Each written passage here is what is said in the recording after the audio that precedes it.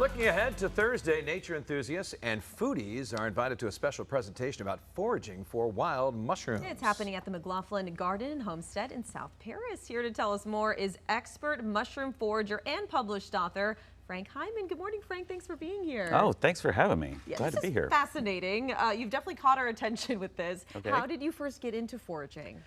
It was, I live in North Carolina, but I first got into it visiting my wife's family here in Maine. Oh, wow. Yes, we get the local paper to see what's going on. Somebody's doing a foraging mushroom walk, and we didn't know anything about mushrooms, so we're like, let's go. And we found a bunch of mushrooms, brought them home, cooked them, had a good little feast. And I remember thinking to myself, because I'm self-employed, I remember thinking, Frank, you will never make a dime from mushrooms, because who's that interested in it? I just didn't know that it was blowing up 20 years ago, and it's still blowing up, and yes. Wow, so that was 20 years ago. Yes. Interesting. Okay, Frank, how does one become an expert mushroom forager? It's easier than you think. Let me just cut to the chase here. It's so, like me, you probably grew up thinking, oh, it's so scary, it's so hard to tell them apart. But in most of the planet, little kids, 8 and 10-year-old kids can learn the local mushrooms, no problem. And visiting places like Spain and Italy, I was seeing that, going like, why are they so easy and we think it's so hard? And I did some research, and it turns out that if you grew up being afraid of mushrooms, that it was hard to learn them, all that really means is that you grew up in an English-speaking country, because the Brits thought it was so scary. That was part of their culture.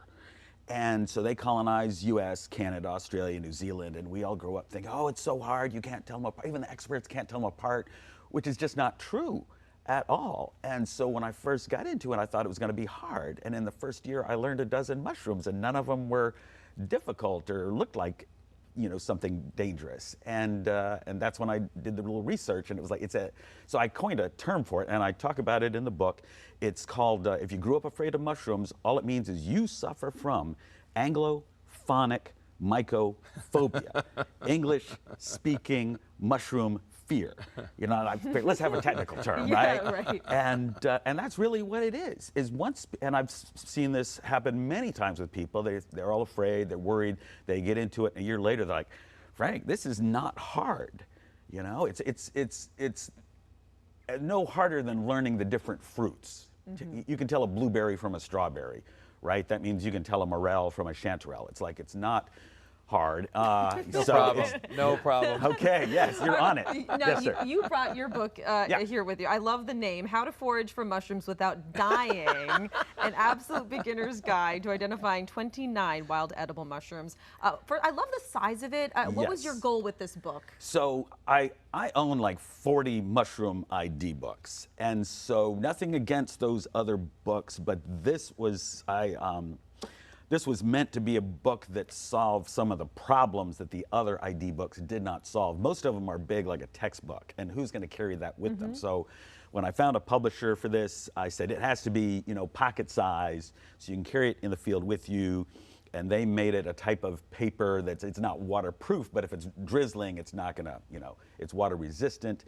And they had great photography for it. I want to say one thing about the title. I can't take credit for the title, the without dying part.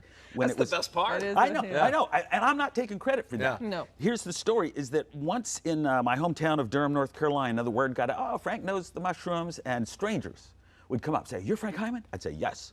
And they would say, I want to hunt mushrooms for my family, but I don't want to kill my family. I must have had like 3 dozen people saying that. You're like, okay, this is a theme here. Right, when it was time to do the book, I'm like, what'll the title be? Well, I want to speak to those people who don't want to kill their family. So this is my assurance. You can learn mushrooms, you won't kill your family. And yeah, I haven't killed anyone yet, as far as I know. It's definitely an attention grabber when you see it on the bookshelf. Exactly. Yes. Hey, tell us about the event coming up on Thursday. Yeah, so the McLaughlin Garden, my wife and I have been going there for like over 20 years, and we love this garden. We love the people that work there.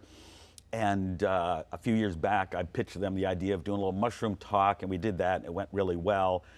We both made some money, you know, as you know, you want it to go. And after that, I said, why don't I just do a fundraiser for them, and I'll do it pro bono. So we did it pro bono last year. A bunch of people came, they sold a bunch of books, made money for the Garden, which is a small local nonprofit. And so we're doing it again this year, this Thursday from 4:30 to 6. For non-members, I think it's $15. If you're a member, it's $10. And I'll be doing a slideshow showing photos of mushrooms. I'm a photographer. And so I'll show different photos, and I'll give people little tips on how to identify different ones, and I'll take questions and see whatever people want to know. I'll try to help them understand. It sounds like so much fun, and for Yes. such a good cause as Yes. well. Yes. Do you feel like there's one thing that people leave these events or from speaking to you that they're like, wow, I really didn't know that, besides the fact that you can easily do this without dying? Yeah, well, here's one of the things. So even a bad day of mushroom hunting, like you go out and you find one or two things, or you find nothing, because not every time is a great forage. But even a bad day of foraging is still a great day outdoors. And I think generally we need that more and more in our lives. Get outdoors more, get the vitamin D, socialize with people, be out in nature. And I've filled up I inherited my grandma's china cabinet. The boy, I don't know why I have it, but it is full of things I have found outdoors while foraging. Turtle shells, raccoon skulls, birds' nests. So even if the foraging doesn't work out, you're still going to have a good time. But mostly the foraging works out, and then you're coming home with gourmet quality food for free. You can't beat that. You can't beat it. All right, so here's the deal. Just like lots of other foods, mushrooms very controversial because you either love it or hate it.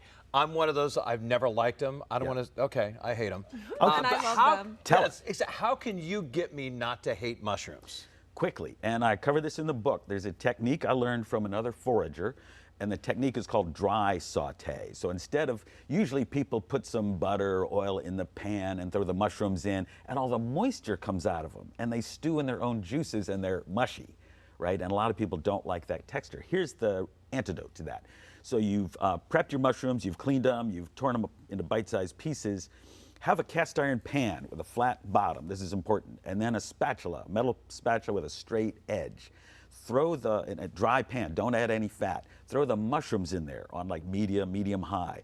And with the spatula, keep them moving around so they don't stick to the pan. Just moving, and this big cloud of steam will come off. And after about 2 or 3 minutes, you can see that cloud kind of shrink. And that tells you you've driven off most of the moisture, and that's your cue to throw in a big slab of butter or olive oil, or my preference, bacon fat. And cook it in that, because by then the moisture is gone. It's has more of a meat texture, and so you can brown it. You get that more of a umami kind of meaty kind of flavor and texture. It will change people's opinions about There you go. mushrooms. We gotta You're have gonna Frank. test it out. We have Frank come on for a cooking segment. Yeah, That's what we okay, need next to do. time you're in We town. can do that, yes. Perfect. Right. Is there a website where people can find your book and find out more about the event on Thursday? Yeah, well, the book is available at any bookstore. And my website is just my name, frankhyman.com. It's lame. My social media is terrible.